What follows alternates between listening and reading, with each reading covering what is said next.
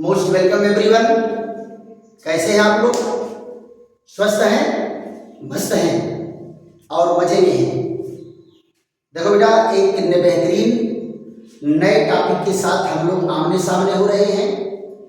White board पर आपको topic दिख रहा होगा, प्रोटीन।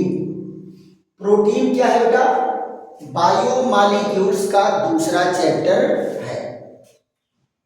प्रोटीन क्या है, हमारे जीवन में इसका क्या इम्पोर्टेंस है और ये हमें कहाँ कहाँ से मिलता है, इस पर हमारी आपकी चर्चा होगी। और प्रोटीन का इकाई अणु क्या है, वो इकाई अणु कितने प्रकार के होते हैं, इन सारी चीज़ों पर चर्चा चलेगी। देखो बेटा, प्रोटीन बहुत ही महत्वपूर्ण जैविक अणु है। ये हमारे शरीर का निर्माण तो करता ही है और कुछ सक्रिय अंगों का निर्माण करता है जो हमारे शरीर में होने वाली जैविक अभिक्रियाओं को नियंत्रित करने का कार्य करते हैं। और तीसरे नंबर पर ये ऊर्जा का भी स्रोत है। जब कार्बोहाइड्रेट और लिपिड दोनों कम पड़ जाएंगे तो तीसरे नंबर पर ये प्रोटीन भी ऊर्जा प्रदान करने का कार्य करता है। जाहिर सी बात है कि प्रश्न ये उठता है कि प्रोटीन अगर हमारे शरीर के लिए इतना इम्पोर्टेंट है तो प्रोटीन हमें मिलता कहाँ से है? प्रोटीन बेटा हमको दोनों स्रोतों से मिलता है, जंतु स्रोत और वनस्पति स्रोत दोनों से प्राप्त होता है। जैसे विभिन्न प्रकार की दालें हम लोग जो खाते हैं, चना है, मटर है, अरहर है, मूंग है, मसूर है, उड़द है, राजमा है, लोबिया है, ये सब से हमको प्रोटीन मिलता है। और सबसे ज़्यादा प्रोटीन कहाँ से मिलता है बेटा? सोयाबीन से। सोयाबीन का जो दाना है, बीज है, उसमें प्रोटीन बहुत ज़्यादा मात्रा में पाया जाता है। और जंतु स्रोत की अगर हम बात करेंगे तो जितने गाय भैंस से हम लोगों को दूध मिलता है उसमें प्रचुर मात्रा में प्रोटीन होता है। अंडा, मछली, मांस जो भी आप खाते हो वहां से आपको प्रोटीन प्राप्त होता है, राइट। तो हम लोग देखते हैं कि प्रोटीन का जैविक महत्व क्या है। तो यहां देखो, पहले पॉइंट में क्या कहा जाएगा? प्रोटीन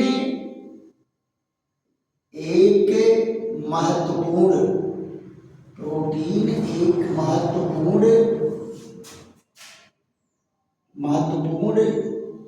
जैविक अणु है। महत्वपूर्ण जैविक अणु है। महत्वपूर्ण जैविक अणु है। क्लियर?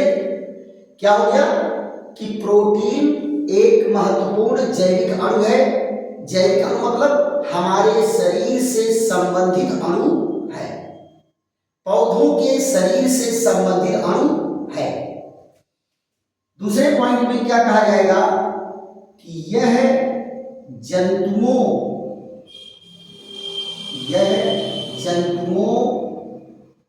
एवं वनस्पतियों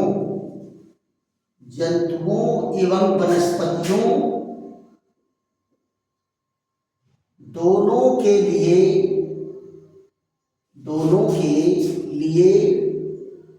महत्वपूर्ण है। दोनों के लिए महत्वपूर्ण है। कहने का मतलब क्या बेटा? जंतु की शरीर हो या वनस्पति की शरीर हो। अच्छा, आपको जरा बताओ, कोशिकाओं में मैं आपको बताया था तो क्या कहा था कि जंतु कोशिका में एक झिल्ली होती है जो किसकी बनी रहती है? प्रोटीन और फास्फोलिपिड की। इसको क्या कहते हैं? Plasma membrane. क्या कहते हैं? Plasma membrane. तो प्लाज्मा मेम्ब्रेन किसका बना हुआ है? प्लाज्मा मेम्ब्रेन बना है प्रोटीन का। और किसका बना हुआ है? फास्फोलिपिड का। किसका बना है? फास्फोलिपिड का बना हुआ है। ये है जीव द्रव्य, इसमें भी प्रोटीन है, जीव द्रव्य में भी प्रोटीन है, जीव द्रव्य में भी प्रोटीन है।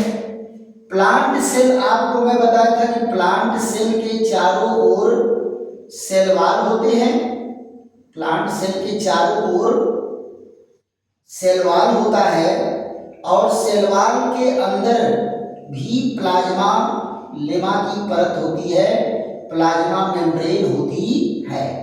इसमें भी केंद्रक होता है, इसमें भी केंद्रक है और इसमें भी जीव द्रव्य भरा है। तो आप जरा बताओ, जंतुओं और वनस्पतियों दोनों के शरीर का ये मुख्य घटक हो गया कि नहीं हो गया? शरीर के निर्माण का मुख्य घटक हो गया। दूसरी चीज, प्रोटीन जितने ज्यादा प्राप्त होगा प्रॉपर अमाउंट में, बॉडी का ग्रोथ उतने प्रॉपर होगा, चाहे जंतु हो चाहे वनस्पति हो। जिस बच्चे को प्रोटीन की कमी हो जाती है उनका शारीरिक विकास रुक जाता है। तो प्रोटीन क्या है? जंतुओं के लिए और वनस्पतियों के लिए, दोनों के लिए महत्वपूर्ण है। तीसरे पॉइंट में क्या कहेंगे? यह शरीर के विकास, शरीर के विकास, शरीर के विकास और नई कोशिकाओं, नई कोशिका के निर्माण में सहायक है, नई कोशिका के निर्माण में सहायक है। देखो बेटा, प्रोटीन से क्या होगा? नई नई कोशिकाएं बनेगी, प्रोटीन से नई नई कोशिकाएं बनेगी तो शरीर का विकास होगा, शरीर का क्या होगा? विकास होगा। दूसरी चीज क्या है? अगर कहीं चोट लग जाए, कहीं पर टूट हो जाए तो मरम्मत करने का कार्य भी यही करते हैं, मरम्मत करने का कार्य भी यही करते हैं, है ना? मरम्मत करने का कार्य, यानी कहीं पर अगर घाव लग जाता है तो आप लोग देखते हो कुछ देर के समय के बाद जो है 2-4 दिन 10 दिन के बाद वो घाव भर जाती है और घाव ठीक हो जाता है, तो उसमें भी ये योगदान करते हैं। और उसके बाद क्या कहे कि यह ऊर्जा भी प्रदान करता है, यह ऊर्जा भी प्रदान करता है, यानी हमारे शरीर को ऊर्जा भी देगा। लेकिन ऊर्जा का कैसा स्रोत है ये? तीसरा, ऊर्जा का तीसरे नंबर का स्रोत है, तीसरे नंबर का स्रोत है। सबसे पहले नंबर का स्रोत कौन है? कार्बोहाइड्रेट। दूसरे नंबर का स्रोत कौन है? लिपिड। और तीसरे नंबर का स्रोत क्या है? ये है। दूसरी चीज, ये क्या करेगा? सक्रिय अणु, सक्रिय अणु जैसे enzyme, hormones, enzyme, hormones, antibody, antibody आदि के निर्माण में, आदि के निर्माण में। अच्छा ये बताओ, एंजाइम क्या करता है? हमारे शरीर की कोशिकाओं की अभिक्रिया को कंट्रोल करता है। हार्मोन्स हमारे शरीर की सारी जैविक क्रिया को, मेटाबॉलिक प्रोसेस को कंट्रोल करता है। और एंटीबॉडी क्या करता है? हमें रोगों से बचाता है, बीमारियों से बचाता है। तो ये सारे इंपॉर्टेंट रोल जो है हमारे शरीर में, जंतुओं वनस्पतियों दोनों के शरीर में ये कार्य करते हैं। फिर बात आ जाती है बेटा कि प्रोटीन का स्रोत क्या है? प्रोटीन का स्रोत क्या है? ये कहाँ कहाँ से हमको प्राप्त होते हैं? तो इनके स्रोत को जरा देख लो। दोनों स्रोत इसमें है, वनस्पति स्रोत, वनस्पति स्रोत, वनस्पति स्रोत। अब आप जरा देखो, वनस्पति स्रोत में कौन है? विभिन्न प्रकार की दालें, विभिन्न प्रकार की दालें, विभिन्न प्रकार की दालें। जैसे ये कौन है? चना, मटर, अरहर, मूंग, उड़द, राजमा, बीन, सोयाबीन, सोयाबीन आदि। जिसमें सबसे सुपीरियर कौन है? सोयाबीन। इनसे हमको प्रोटीन प्राप्त होता है। और बेटा जो वनस्पतियों से प्रोटीन प्राप्त होता है इसे हम प्राथमिक प्रोटीन कहते हैं। क्या कहते हैं? प्राथमिक प्रोटीन। और सबसे उत्तम कोटि का प्रोटीन यही माना जाता है। सबसे उत्तम कोटि का प्रोटीन कौन है? जो वनस्पतियों से प्राप्त होता है वो। पूछो क्यों? क्योंकि पौधे ही प्रोटीन का पहले निर्माण किए। निर्माण करने का काम कहाँ होता है? पौधों के शरीर में होता है। और पौधों से पहले कंज्यूमर के रूप में, पहले ग्राहक के रूप में हम ही लोग इसको प्राप्त किए हैं। तो हमारे लिए प्राथमिक प्रोटीन हो गया कि नहीं हो गया? अब अगर जंतु स्रोत से आप प्रोटीन प्राप्त कर रहे हो तो जरा देखो, जंतु स्रोत से प्राप्त जो प्रोटीन होगा वो सेकेंडरी प्रोटीन कहलाता है। क्यों? क्योंकि जंतु पहले एक बार पौधों से प्रोटीन लेकर के पहले अपने यूज कर लिया। पहले वो लेकर के क्या किया? अपने यूज कर लिया। पूरे जीवन भर प्रोटीन उसके साथ रहा। अब उसके प्रोटीन को हम दोबारा वहां से प्राप्त करेंगे तो हम उसके लिए दूसरे कंज्यूमर हैं, पहले नहीं है, दूसरे कंज्यूमर हैं। इसलिए वो हमारे लिए क्या होगा? द्वितीयक प्रोटीन हो जाएगा। तो जंतु स्रोत से जो प्रोटीन मिलता है वो क्या है? द्वितीयक प्रोटीन है। कैसा प्रोटीन है? द्वितीयक प्रोटीन है। अब जरा बताओ, जंतु स्रोत से क्या है बेटा? दूध। और दूध से बना हुआ क्या है? पनीर। और इसी से क्या बना है? दही।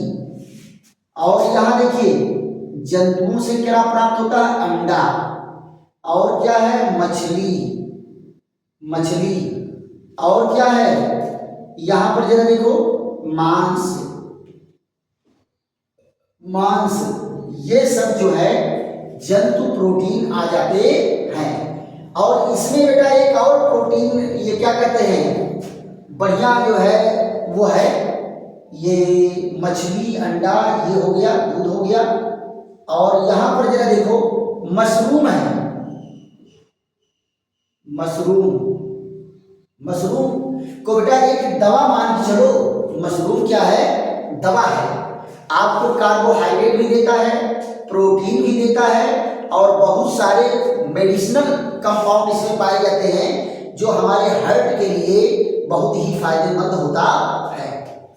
तो ये सब क्या है? ये सब स्रोत हैं कि हमको कहां कहां से मिलता है। अब जरा यहां देख लो, इनका इकाई अणु क्या होगा? इनका इकाई अणु, इकाई अणु इसका क्या है? यहां ध्यान दो, प्रोटीन का इकाई अणु जो होता है अल्फा अमीनो एसिड होता है। कौन होता है बेटा? Alpha amino acid. आप कहेंगे अमीनो एसिड मतलब क्या है? अब जरा देखो, ये अमीनो अम्ल, ये क्या कहते हैं? अम्ल ग्रुप है। ये कौन सा ग्रुप है? अम्ल ग्रुप है। अम्ल ग्रुप से जुड़ा हुआ पहला कार्बन अल्फा, इससे जुड़ा हुआ दूसरा कार्बन बीटा, इससे जुड़ा हुआ तीसरा कार्बन गामा, इससे जुड़ा हुआ चौथा कार्बन डेल्टा। अब जरा देखो इस ग्रुप से जुड़ा पहला कार्बन कौन है? अल्फा। अब जरा देखो अमीनो ग्रुप यहां भी लग सकता है, ये अमीनो ग्रुप क्या लग सकता है? यहां भी लग सकता है। अमीनो ग्रुप यहां भी लग सकता है तो बीटा अमीनो अम्ल कहेंगे। अमीनो अम्ल, अमीनो अम्ल, अल्फा अमीनो अम्ल यहां लगेगा तो बीटा अमीनो अम्ल, यहां लगेगा तो गामा अमीनो अम्ल, और यहां लगेगा तो डेल्टा अमीनो अम्ल। तो यहां जरा देखो बीटा अमीनो अम्ल से कोई लेना देना नहीं, गामा अमीनो अम्ल से कोई लेना देना नहीं, डेल्टा अमीनो अम्ल से कोई लेना देना नहीं। यहां पर क्या होता है? केवल अल्फा अमीनो अम्ल इंपॉर्टेंट होता है। कितने होते हैं? अल्फा अमीनो अम्ल महत्वपूर्ण होता है। अब आप जरा देखो एक अल्फा अमीनो अम्ल देखो ये है COOH और NH2, और यहाँ देखो इस पर क्या है? लग गया ये।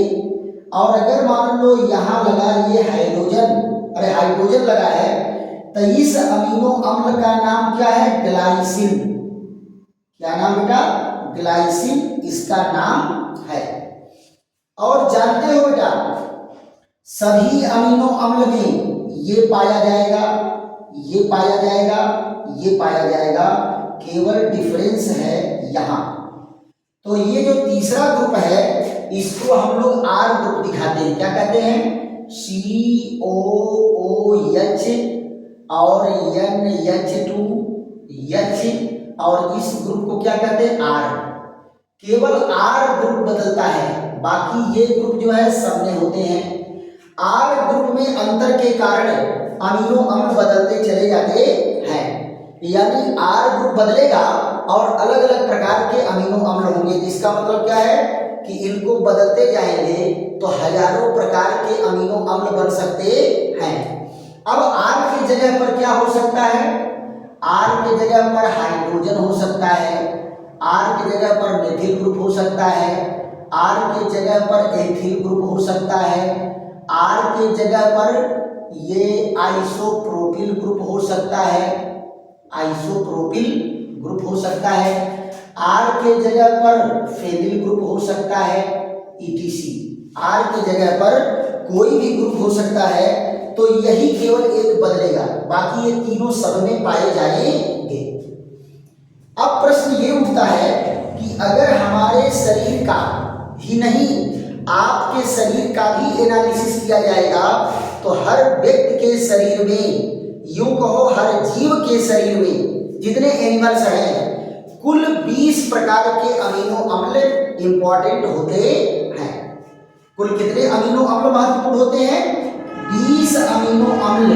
यहां देखो 20 अमीनो एसिड, 20 अमीनो एसिड क्या है? जैविक महत्व के हैं। कितने बेटा? जैविक महत्व के हैं। कितने? 20 अमीनो अम्ल जैविक महत्व के हैं। अब जरा ध्यान दो बेटा, आप कहोगे कि 20 अमीनो अम्ल हमारे अंदर भी है, 20 अमीनो अम्ल हमारे अंदर भी है, आपके अंदर भी है, सबके अंदर है, तो इसका मतलब सबका प्रोटीन एक ही समान होता होगा? नहीं, रॉन्ग। देखो बेटा जैसे अंग्रेजी के कितने अल्फाबेट हैं? अंग्रेजी के 26 अल्फाबेट हैं, लेकिन उन 26 अल्फाबेट को घुमा घुमा करके कितने प्रकार के स्पेलिंग बनी है, कितनी मीनिंग बनी, इसको गिन सकते हो? 26 अल्फाबेट से कितनी मीनिंग बनी है इसको आप गिन सकते हैं? असंख्य बनी है। वैसे ही 20 अमीनो अम्ल घुमा घुमा करके अलग अलग क्रम से इतने प्रकार के प्रोटीन बनाता है कि जिसको भी गिनना संभव नहीं है। तो हमारे शरीर का प्रोटीन और आपके शरीर का प्रोटीन ये मेल नहीं खाएगा, जबकि सही है कि यही 20 अमीनो अम्ल हमारे शरीर में भी हैं और यही 20 अमीनो अम्ल आपके शरीर में है, लेकिन इनके जुड़ने का क्रम अलग होने के नाते प्रोटीन की प्रकृति बदल जाती है और सबके शरीर का प्रोटीन अलग अलग होता है। अच्छा आप जरा ये बताओ बेटा, अगर मान लो कहीं किसी को चोट लग जाती है या मांस कहीं से उखड़ जाती है और डॉक्टर कहते हैं कि भैया इसका प्लास्टिक सर्जरी करना पड़ेगा, तो आप जरा बताओ क्या किसी दूसरे शरीर का प्रोटीन ला करके वहां प्लांट करते हैं? नहीं, आप ही के शरीर का कहीं से प्रोटीन निकालेंगे, मांसपेशियां निकालेंगे और उन पेशियों को प्लांट करेंगे। अब कुछ पेशियों को प्लांट करेंगे, फिर इसमें डिवीजन शुरू हो जाएगा और ये घाव को भर लेगा। तो कहाँ से निकाला जाएगा? बहुत सारी जगहों पर आपके एक्स्ट्रा प्रोटीन है, एक्स्ट्रा मांसपेशियां है। यहाँ पर देखो हिप पर ज्यादा मांसपेशियां है, यहाँ कंधे पर ज्यादा मांसपेशियां हैं, है कि नहीं? जहाँ ज्यादा मांसपेशियां होगी वहां से निकाल के आपके शरीर की पेशी को ही आपके शरीर पर प्लांट किया जाएगा। क्यों? क्योंकि सबके शरीर का प्रोटीन अलग अलग होता है। अब प्रोटीन में बेटा एक रिकग्निशन क्षमता बहुत जबरदस्त होती है। जैसे अपने परिवार के प्रोटीन को पहचानने की जबरदस्त क्षमता होती है। अगर कोई एक्सटर्नल या फॉरेन प्रोटीन अगर आ रहा है तो आपके शरीर का प्रोटीन उसको पहचानने से इनकार कर देता है, और जब पहचानने से इनकार कर देगा तो काम करेंगे कौन? यहां देखो ये वाले हैं, ये भाई साहब एक्टिव हो जाएंगे। कौन एक्टिव हो जाएगा? एंटीबॉडी।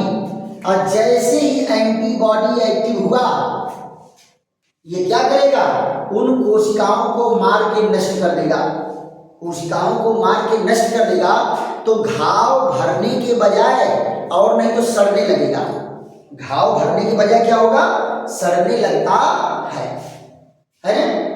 तो आप ये कहेंगे कि क्या ये जो 20 प्रकार के अमीनो अम्ल हैं इनका भी कोई वर्गीकरण है, इनका भी कोई कैटेगराइजेशन है? तो हम अमीनो अम्ल के वर्गीकरण को देख लेते हैं। इसको दो तरह से वर्गीकरण किया गया है। पहला तो स्रोत के आधार पर, ये कहां कहां से प्राप्त होते हैं, और दूसरा क्या है? इनकी प्रकृति के आधार पर, इनकी केमिकल प्रकृति के आधार पर इनको दो कैटेगरी में डिवाइड किया गया है। तो फट से बेटा इसका इनकी साथ लीजिए, तो इनका स्क्रीनशॉट लीजिए फट से, और उसके बाद हम लोग अगले पॉइंट पर चलते हैं।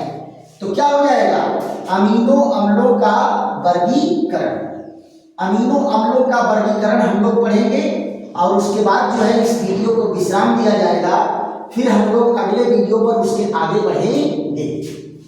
तो यहाँ पर जरा देखो, अमीनो अम्लों के वर्गीकरण में दो चीजें हैं। एक ऐसे कुछ प्रोटीन होते हैं जिनको हमारी शरीर खुद बनाती है, और कुछ प्रोटीन ऐसे होते हैं जिन्हें हम भोजन से प्राप्त करते हैं।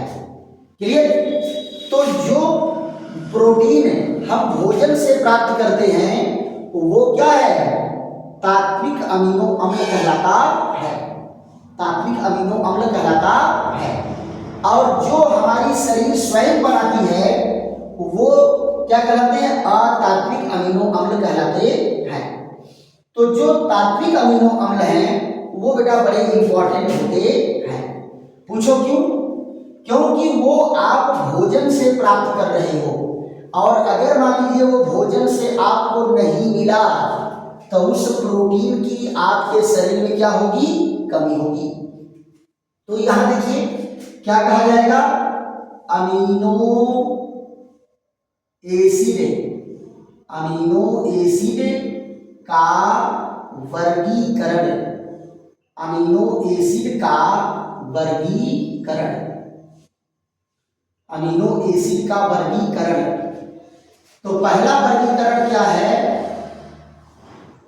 स्रोत के आधार पर, स्रोत के आधार पर, स्रोत के आधार पर पहला कौन होगा?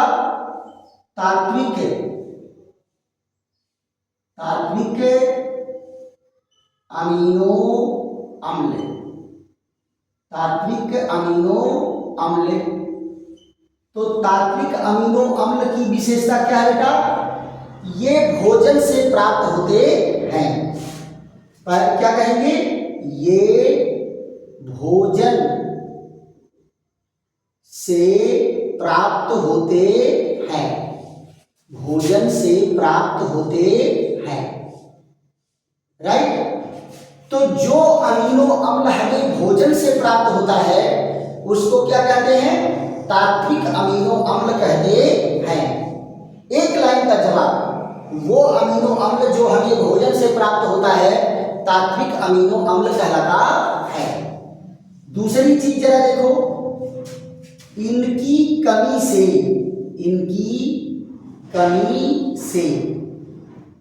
इनकी कमी से बच्चों में घातक प्रभाव और युवाओं में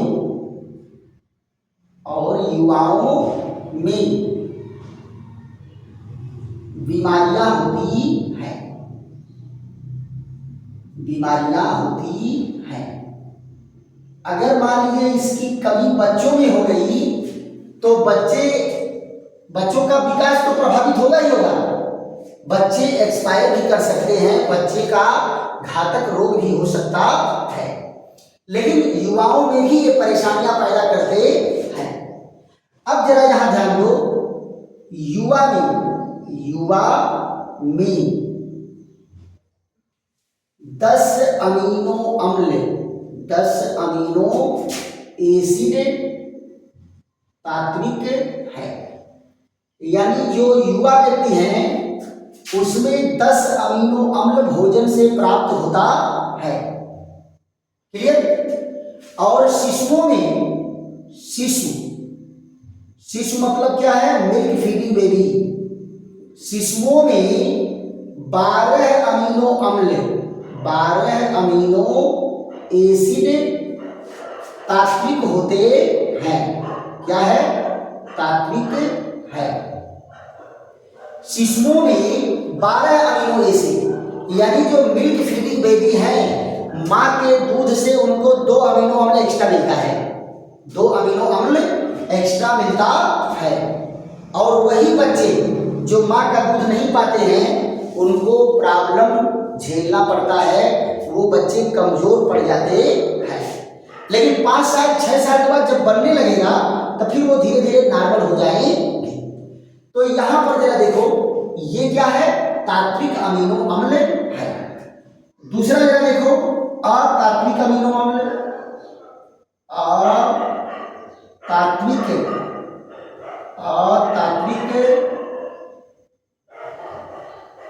अमीनो अम्ल।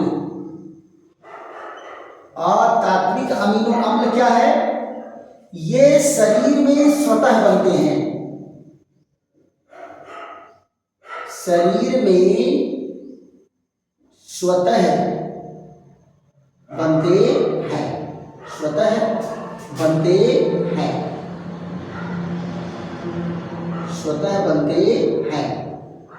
अतः इनकी कमी नहीं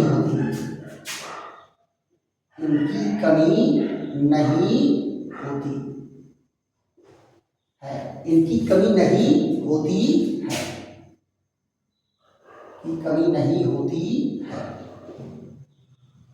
क्लियर? क्या कहे?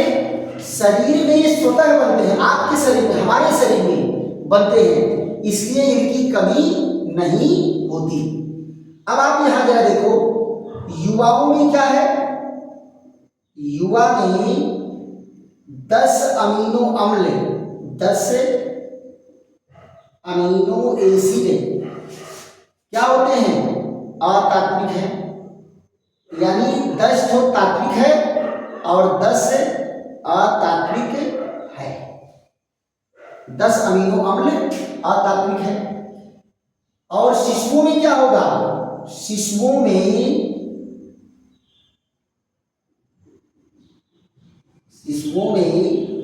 8 अमीनो एसिड अतात्विक है। यानी जो मिल्क फीडिंग बेबी हैं उनके शरीर में केवल 8 अमीनो एसिड बनता है और 12 अमीनो एसिड वो मां के दूध से प्राप्त करते हैं। अब जरा यहां ध्यान दो, ये क्या है? प्रकृति के आधार पर वर्गीकरण। यहां देखो, प्रकृति के आधार पर वर्गीकरण, प्रकृति के आधार पर वर्गीकरण कैसे होगा जरा देखो तो। इसमें क्या होगा, ए उदासीन अमीनो अम्ल, उदासीन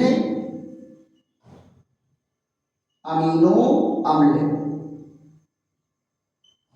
उदासीन अमीनो अम्ल। उदासीन अमीनो अम्ल का मतलब क्या होता है, उदासीन अमीनो अम्ल का मतलब कि ऐसा अमीनो अम्ल जिसके अणु में एक ही अम्ल ग्रुप और एक ही अमीनो ग्रुप होता है।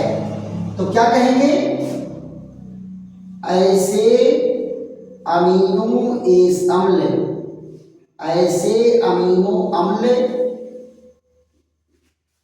जिसके अणु में, जिसके अणु में एक अम्ल व एक अमीनो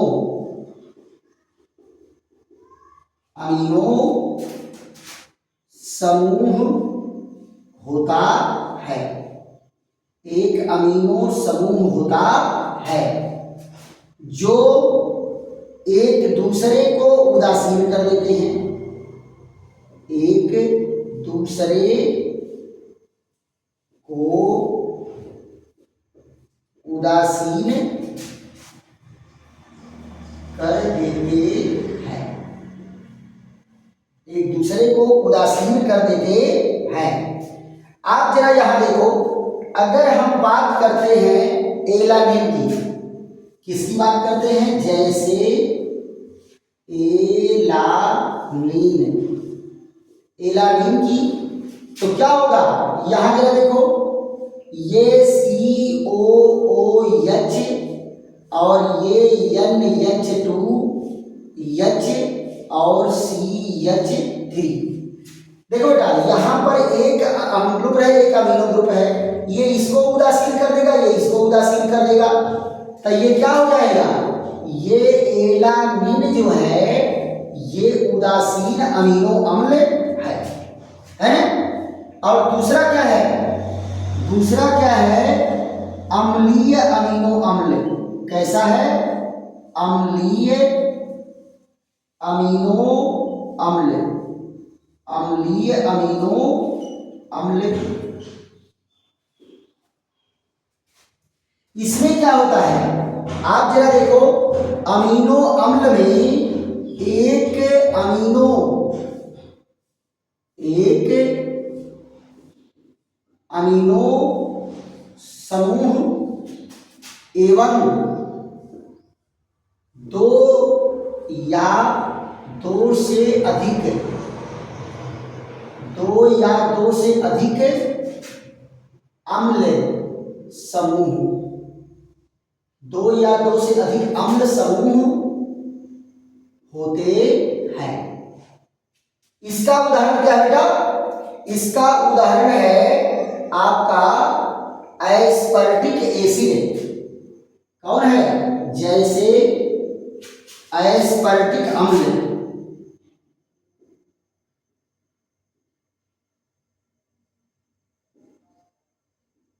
एस्पर्टिक अम्ल। यहां जगह देखिए, ये COOH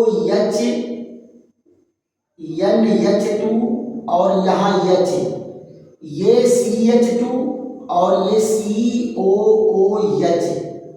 जरा देखो तो, एक अम्ल ग्रुप इस अमीनो ग्रुप को उदासीन कर दिया, लेकिन ये एक जो एक्स्ट्रा अमीनो अम्ल ग्रुप है कि नहीं, एक एक्स्ट्रा अम्ल ग्रुप के कारण इसकी प्रकृति कैसी हो जाती है, अम्लीय हो जाती है। यहां जरा देखो, तीसरा क्षारीय अमीनो अम्ल, क्षारीय अमीनो अम्ल, क्षारीय अमीनो अम्ल। इसमें क्या होगा बेटा, यहां एक अम्ल ग्रुप, एक अम्ल समूह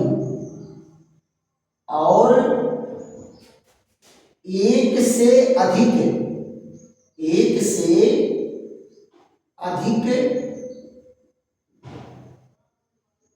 अमीनो समूह, एक से अधिक क्या होगा, अमीनो समूह होता है। इसका एग्जाम्पल क्या बेटा, इसका एग्जाम्पल है लाइसिन, जैसे लाइसिन, इसका एग्जाम्पल क्या है, लाइसिन। जरा देखो तो लाइसिन में क्या है, COOH NH2 और यहाँ H, और ये देखिए CH2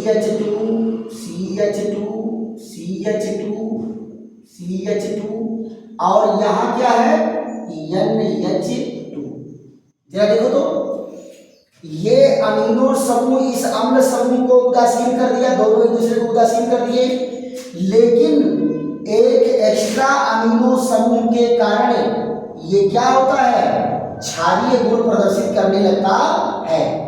इसके एक अम्ल समूह उदासीन हो गए, लेकिन एक एक्स्ट्रा अम्ल समूह होने के कारण ये अम्ल ग्रुप प्रदर्शित करने लगता है, अम्लीय गुण प्रदर्शित करने लगता है। तो अमीनो अम्लों का वर्गीकरण दो कैटेगरी में है, एक तो स्रोत के आधार पर और दूसरा उनकी प्रकृति के आधार पर इनका वर्गीकरण होता है। तो आशा है कि आज का वीडियो आप लोगों को खूब ढंग से समझ में आया होगा, और अगर वीडियो समझ में आया बेटा तो लाइक करो, शेयर करो, सब्सक्राइब करो और नोट भी बनाते चलो।